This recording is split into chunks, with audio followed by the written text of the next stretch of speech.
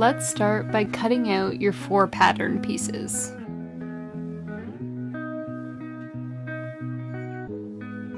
Pin your front and back patterns to the main fabric and cut. Before you unpin your pattern, clip through the notches. Pin your front and back and zipper welt to your fusing and cut.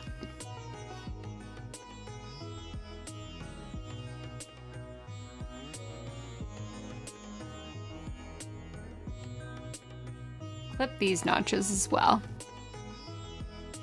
Cut out your interfacing.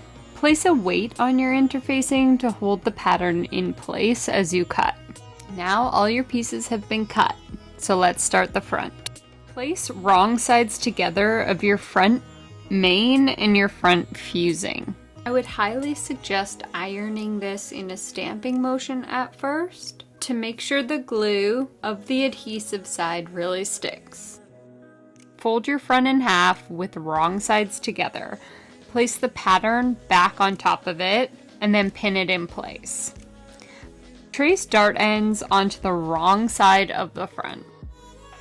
Puncture a pin through the pattern dart end.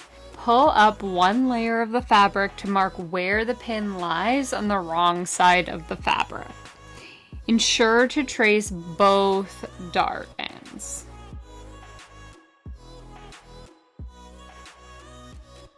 Pin the top of your dart end.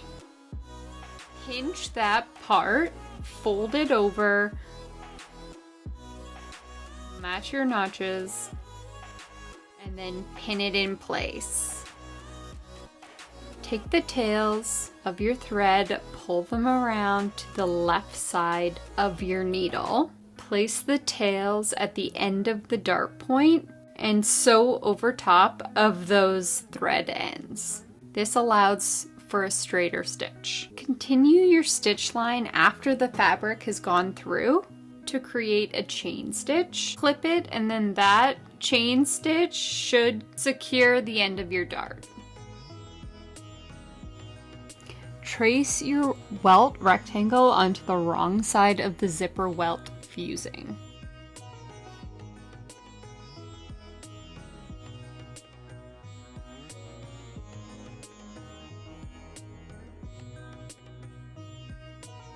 Place your interfacing onto the back, wrong side to wrong side, matching the notches at the top of the bag. Place a damp cloth on top of the interfacing. Press the iron down on the back for 5 seconds with pressure, and then ensure to cover every area of the back and don't use steam. Place wrong sides together of your back main and back fusing. Iron in a stamping motion. After this is complete, place a heavy book, like a textbook, on top of your back panel for 30 minutes to ensure adhesion. Sew your welt rectangle with a straight stitch all the way around. With your needle still in the corner, lift your presser foot and pivot your fabric.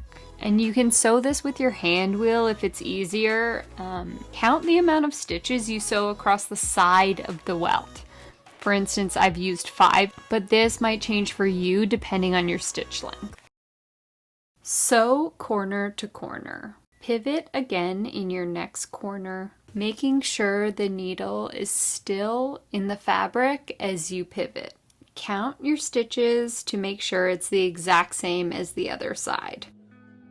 Finish your rectangle stitch line and back tack. Once the rectangle has been sewn, you'll need to slice the center. I suggest folding your front in half, make sure you match the corners, and then cut in the middle of the welt a few slashes before opening it up and finishing the slash on the ends of the rectangle. Clip all the way to the tip of the triangle, and then you will have to triangle clip your corners. Get as close to the corner of your stitch line as possible without actually puncturing through your thread. You won't want that because it will cause a hole in your welt and then it will be subject to fraying and breaking and ripping, so try to avoid that. This next step might look kind of tricky, but you're folding the fusing inwards and you tuck it towards the wrong side of the bag.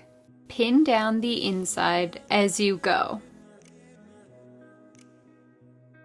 As you remove one pin, iron down that part of the fusing and make sure the fusing is lying flat.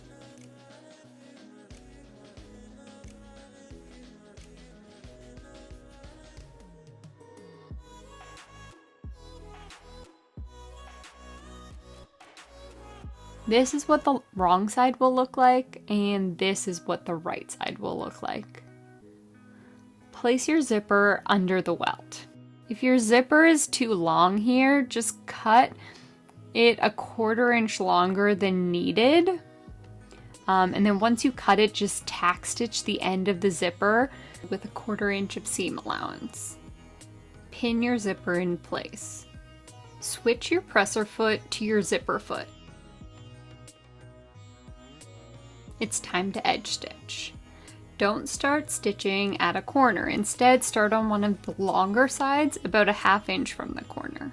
This allows for less bulkiness in the corners. Puncture your needle through the start of your first stitch. While the needle is still in your fabric, lift the presser foot and pull the zipper open. Edge stitch your zipper, pivoting your fabric on corners. And just like that, your zipper is complete. Pin your front piece to the back with right sides together. Stitch from the notch below the zipper to the next notch on the seam allowance. Now onto the strapping. Take tab 1 and slide it through a D-ring. Fold tab in half over the D-ring. Edge stitch the raw ends. Place tabs in between right sides and line up the bottom of the tab with the notch. Pin the tabs in place. Repeat this for tab 2. Now you can sew the rest of your bag closed. Make sure you clip your corners. Binding. Here are a few tips for sewing your binding. Take one end and fold it down. Edge stitch it, but leave the other end raw. And you'll want to apply your binding in 2 steps for a cleaner look. Here's how. Overlap the raw edge of your binding on top of the edge stitch edge of your binding. Pin the seam allowance of your binding to the seam allowance of your bag. Stitch from notch below zipper to the corner. At the very corner, which will be indicated by the notch, keep your needle in the fabric, lift your presser foot, and pivot your fabric. Now continue sewing across your bag to the next corner. You also have to pivot this corner. Finish stitching your seam allowance and back tack. Now flip over to the other side of the bag where the binding is still loose. Pin your binding down. Here's a tip. Puncture your pin through the binding at 1/8 of an inch, but do not catch the binding on the other side.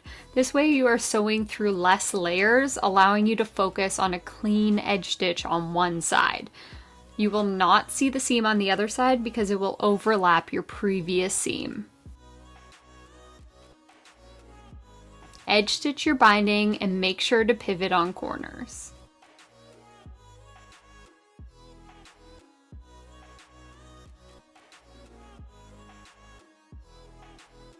Finishing! Yay! Unzip the zipper. Flip your bag right side out. Grab your belt and slide buckle. Loop right end of the belt through right D-ring. Double fold belt and sew it down.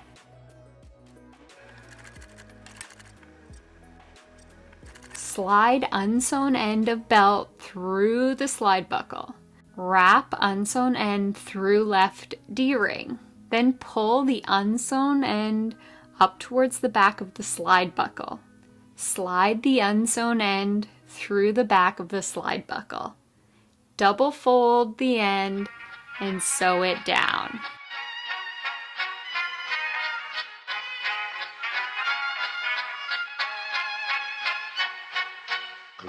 Takten alla Gullfest hela dagen. Mjöl från livets grottekvarn. Gullfest hela dagen.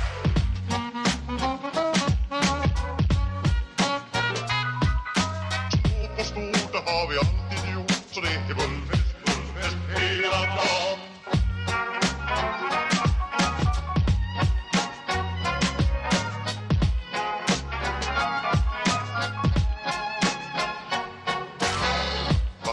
Alla